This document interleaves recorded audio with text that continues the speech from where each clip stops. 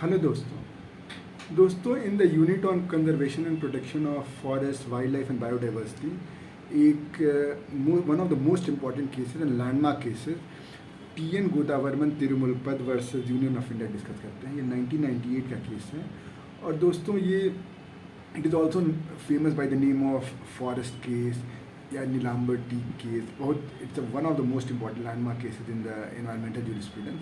और before we come to this case, एक और इसमें अच्छी बात है जो कि आपने पढ़ा होगा, आर्टिकल 32 ऑफ द कॉन्स्टिट्यूशन में 5 रिट्स दी गई हैं। बट वी ऑफन से वहाँ पे लैंग्वेज यूज हुई है, the court can issue writs in the nature of habeas corpus mandamus bla bla bla. तो वी ऑलवेज से कि the are not the only 5 writs which the court can issue, the court can also improvise.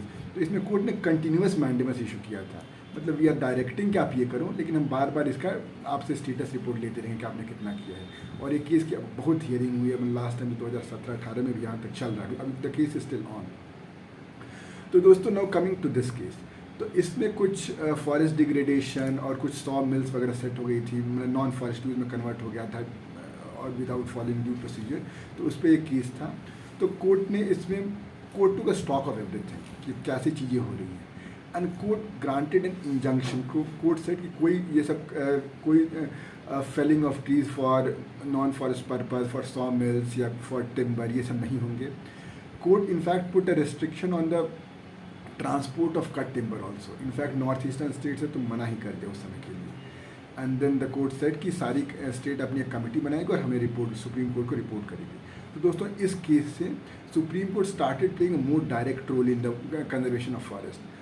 इसके repercussion थे, इसके consequences मैं toward the end discuss करूँगा, पहले ये case discuss करते हैं।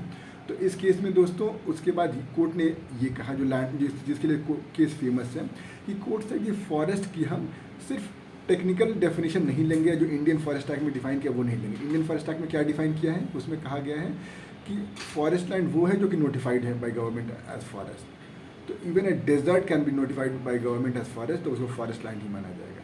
तो द कोर्ट से कि will go by dictionary meaning. और डिक्शनरी मीनिंग क्या है कि उसकी जो any group of trees living together, कुछ कैनोपी वाइज इस टाइप से, वो इलाका फॉरेस्ट हो जाएगा।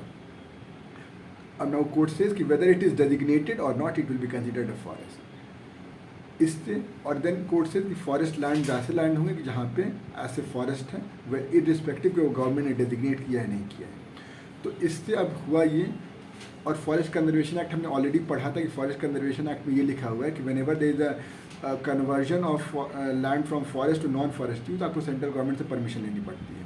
तो इसका मतलब फॉरेस्ट कंजर्वेशन एक्ट से परमिशन आपको लेना पड़ेगा for clearance of any forest. और फॉरेस्ट क्या है, जिसकी डिक्शनरी मीनिंग फॉरेस्ट हो, इररिस्पेक्टिव ऑफ द ओनरशिप। मतलब ऐसा नहीं कि सिर्फ आप जो प्रोटेक्टेड फॉरेस्ट, रिजर्व फॉरेस्ट है, जो गवर्नमेंट रिकॉर्ड में फॉरेस्ट है, हो सकता है प्राइवेट फॉरेस्ट भी होते हैं। तो लेट से प्लांटेशन फॉरेस्ट हो गया, कोई बहुत बड़ा इंडस्ट्रियलिस्ट है, उसने बहुत लैंड खरीद के वहाँ पे कोई प्लांटेशन के लिए उगा दिया, तो उनसे भी क्लियरेंस के लिए लैंड वहाँ फॉरेस्ट क्लियरेंस के लिए आपको परमिशन लेनी पड़ेगी सेंट्रल गवर्नमेंट से। एंड द कोर्ट सेड कि उसने एक अपनी कमेटी बनाई कोर्ट की, national parks, wild life sanctuary, जो भी क्रिटिकल हैबिटेट एरियाज हैं, उनसे क्लियरेंस के लिए तो आपको एक सुप्रीम कोर्ट से भी परमिशन लेना पड़ेगा। तो now clearing of forest has become very difficult. Now just consequence के जो रिपरकशन क्या हो गए कि जो फॉरेस्ट्री एक्टिविटी है, जिससे मान लीजिए टिम्बर वगैरह कलेक्ट करना या उनको ट्रांसपोर्ट करना, तो इस पर बहुत ही रेस्ट्रिक्शन आ गए, तो इसमें इन्वेस्टमेंट रुक गई। और इससे रिपरकशन एक कहते ये भी है कि चूँकि टिम्बर और ड्राई पड़े रहते हैं तो उससे फॉरेस्ट फायर भी हो जाते हैं। बट दीज आर मतलब अब you have to balance conservation and environment and development. और इसमें the court took a slight tilt towards environment. Right or wrong, we are too small to comment on this, but this was the consequence of it. और उसके बाद दोस्तों the court was cognizant of the fact कि जो scheduled tribes हैं या ये जो ट्राइबल पीपल हैं, वो लोग वहाँ रहते हैं। तो माइनर फॉरेस्ट प्रोड्यूस को कलेक्ट करने पे कोर्ट ने उतना रोक नहीं लगाया कोर्ट से कि माइनर फॉरेस्ट प्रोड्यूस का कलेक्शन कंटिन्यू रहेगा। तो दोस्तों ये हमारा टी.एन. गोदावर्मन केस था या फॉरेस्ट केस। आई होप आपको समझ में आया होगा। कोई दिक्कत, कोई परेशानी आप कमेंट सेक्शन में ज़रूर बताइएगा। मिलते हैं एक नए वीडियो में एक नए केस के साथ। Till then